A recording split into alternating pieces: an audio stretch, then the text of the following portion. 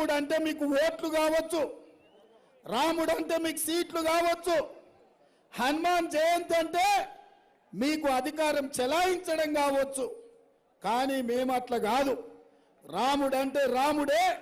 రాముడికి నమ్మిన బంటులాగా హనుమంతులాగా మేముంటాం.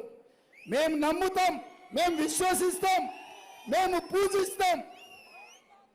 రాముడు దేవుడు గుడిలో ఉండాలి, భక్తి గుండెల్లో ఉండాలి. నేను బీజేపీ నాయకులకు చెప్పదలుచుకున్నా, రాముడైనా దేవుడైనా గుడిలో ఉండాలి, భక్తి గుండెల్లో ఉండాలి.